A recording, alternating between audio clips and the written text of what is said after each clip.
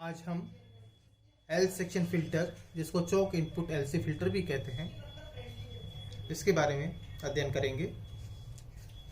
Previous lectures में आपने shunt capacitor filter और सीरीज इंडक्टर फिल्टर के बारे में देखा और किस प्रकार से शंट कैपेसिटर फिल्टर और सीरीज इंडक्टर फिल्टर के द्वारा रेक्टिफायर के आउटपुट से उर्मिगाव को कम किया जा सकता है। इसी पैटर्न को लेकर के हम एक हाइब्रिड फिल्टर का निर्माण करते हैं, जिसमें एक चोक कोइल जिसका प्रेरक L और एक संधारित्र C, इसके कॉम्बिनेशन को बनाकर हम रेक्टिफायर के आउटपुट में जो उर्मिकाएं हैं उनको रिड्यूस करने की कोशिश करते हैं। जैसा कि आपको विदित है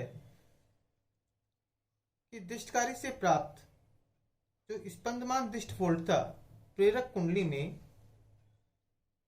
से प्रवाहित होती है, तो इसका दिष्ट वोल्टता घटक प्रेरकत्व की प्रतिबाधा शून्य होने के कारण निर्बाध रूप से प्रवाहित होता रहता है। यानी ये जो चोक कोइल है, ये अपने में से जो डीसी पार्ट है, जो रेक्टिफायर का आउटपुट है, इसका जो ये डीसी पार्ट है, इसको ये आसानी से फ्लो होने देता है और एसी पार्ट को ये रोक लेता है। शेष यहाँ पर जो हमें आउटपुट मिलता है, उसमें भी यदि कुछ रिपल्स या स्पंदमान वोल्टता रहती है, तो संधारित्र उस स्पंदमान वोल्टता को बाईपास कर देता है, जिससे कि लोड के सिरों पर हमें लगभग प्योर डीसी प्राप्त होती है। तो हम कह सकते हैं कि ये एलसी परिपथ जो है, ये एक प्रकार से छलनी का काम कर देता है, जिसके द्वारा उर्मिका जो धारा है वो अलग हो जाती है तथा इस लोड RL से हमें डीसी आउटपुट प्राप्त होता है। जैसा कि आपको पता है, पूर्ण तरंग दिष्टकारी से प्राप्त स्पंदमान वोल्टता का यदि फूरिये प्रसार करें तो वैल्यू हमारे पास में आती है twice EM upon pi minus 4 EM upon 3 pi cos twice omega T minus 4 EM upon 15 pi cos 4 omega T and so on. इसमें जो प्रथम पद है ये कांस्टेंट है, तो ये डीसी वोल्टेज को रिप्रेजेंट करता है, जिसकी value twice EM upon pi, और ये डीसी वोल्टेज लोड रेजिस्टेंस पर प्राप्त होता है। तो हम कह सकते हैं कि लोड में से बहने वाली जो डीसी करंट की वैल्यू होगी twice EM upon pi RL के बराबर होगी। अब चूंकि फूरिये प्रसार में द्वितीय, तृतीय एंड आगे के जितने भी घटक हैं, ये घटक सन्नादियों यानी रिपल्स को रिप्रेजेंट करते हैं, और इन रिपल्स में आप देखते हैं कि जो प्रथम रिपल कंपोनेंट है उसकी frequency twice omega and next की 4 omega and 6 omega and so on मिलती है। 2 ओमेगा फ्रीक्वेंसी के कोरस्पोंडिंग जो एलसी परिपथ की प्रतिबाधा होगी वो twice omega L minus 1 upon twice omega C के बराबर होगी। इसी प्रकार 4 ओमेगा फ्रीक्वेंसी के कोरस्पोंडिंग एलसी परिपथ की जो प्रतिबाधा है वो 4 omega L minus 1 upon 4 omega C के बराबर होगी। चूंकि प्रथम, द्वितीय एंड आगे के सन्नादियों जो हैं वो प्रथम कंपोनेंट की तुलना में, प्रथम सन्नादि की तुलना में बहुत अल्प होते हैं, अतः कैलकुलेशन करने के लिए हम आगे के सन्नादियों को यदि नगण्य मान लें तो हम कह सकते हैं कि एलसी परिपथ में, यानी आपके कुंडली और संधारित्र में से बहने वाली जो धारा होगी,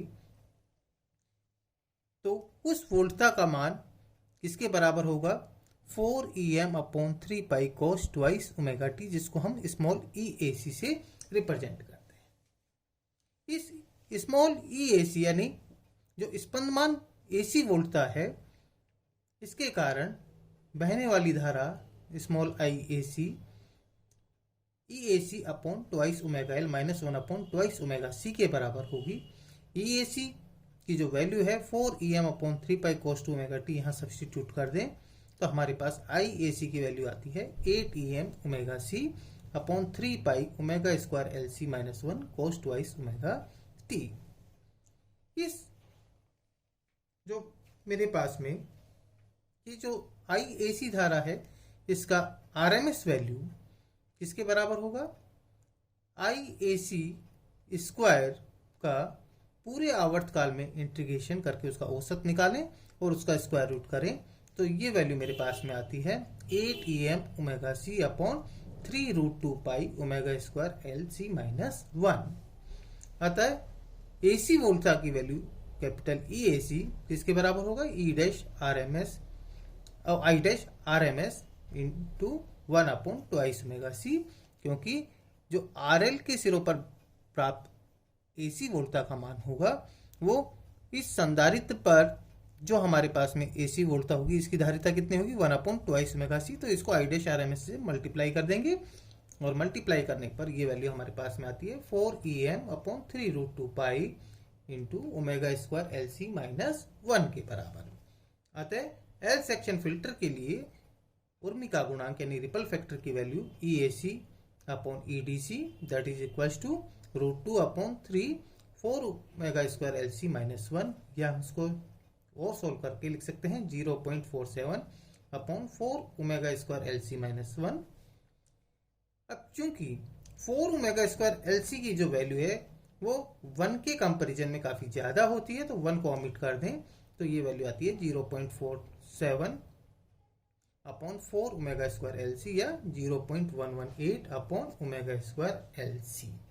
यहाँ रिपल फैक्टर जो है, उर्मिका गुणांक जो है, लोड प्रतिरोध आर एल के ऊपर निर्भर नहीं करता। ये किसके ऊपर निर्भर कर रहा है? ओमेगा एल और सी की वैल्यू के ऊपर निर्भर करता है। तो इस प्रकार से एल सेक्शन फिल्टर में जो उर्मिका गुणांक प्राप्त होगा वो लोड प्रतिरोध आर एल के ऊपर निर्भर नहीं करेगा। अब एलसी फिल्टर के लिए या एल सेक्शन फिल्टर के लिए जो इंडक्टर है, प्रेरक है, उसका क्रांतिक मान किस प्रकार से ज्ञात करते हैं? क्योंकि एलसी फिल्टर में कम लोड पर संधारित्र अधिक प्रभावी होता है, जिसके कारण संधारित्र निविष्ट वोल्टता के शिखर मान तक आवेशित होगा तथा लोड से अनावेशन अल्प मात्रा में ही हो जाता है, जिससे निर्गत डीसी वोल्टता अधिक रहती है। लोड धारा बढ़ने यानी आरएल के मान कम होने पर संधारित्र का लोड से अनावेशन तीव्र गति से होगा, जिससे माध्य वोल्टता डीसी वोल्टता से कम हो जाती है और धारा बढ़ने के साथ फिल्टर में प्रेरक का प्रभाव भी बढ़ता है और एक निश्चित मान आईके के पश्चात फिल्टर लगभग श्रेणी प्रेरक फिल्टर की भांति कार्य करता है। जैसा कि इन फिगर्स के अंदर डीसी वोल्टता का लोड धारा के साथ में परिवर्तन को रिप्रेजेंट किया गया है। तो ऐसी स्थिति में जब हमारा पार्श्व पथ संधारित्र फिल्टर में जो डायोड का जो चालन अल्प समय के लिए होता है, जबकि निविष्ट वोल्टता संधारित्र पर वोल्टता से अधिक होती है। लोड प्रतिरोध आरएल कम होने पर संधारित्र का अनावेशन तीव्र होने से डायोड का चालन कोण भी बढ़ जाएगा और लोड धारा आईके की स्थिति में उससे अधिक लोड धारा के लिए डायोड कंटिन्यूअसली चालन की अवस्था में होगा और प्रेरक कुंडली से धारा प्रवाह निरंतर होने से प्रेरक के द्वारा वोल्टता नियमन भी प्रभावी हो जाता है। क्रांतिक स्थिति में यानी जब आईडीसी की वैल्यू आईके के बराबर हो जाती है तो उस स्थिति में मुख्य उर्मिका घटक हमारे पास में कौन सा है? 4 EM अपॉन 3 पाई कोस ट्वाइस ओमेगा टी, यानी द्वितीय सन्नादि का आयाम शिखर मान निर्गत दिष्ट धारा के बराबर हो जाता है। अर्थात निर्गत दिष्ट धारा आईडीसी की वैल्यू किसके बराबर हो जाएगी? आईके के बराबर, और ये वैल्यू किसके बराबर होगी? आईके की value twice EM upon pi के बराबर होगी। और द्वितीय सन्नादि के संगत धारा का शिखर मान किसके बराबर है? 4 EM upon 3 pi into Z2, जहां Z2 जो है द्वितीय समनादि के लिए प्रतिबाधा का मान है।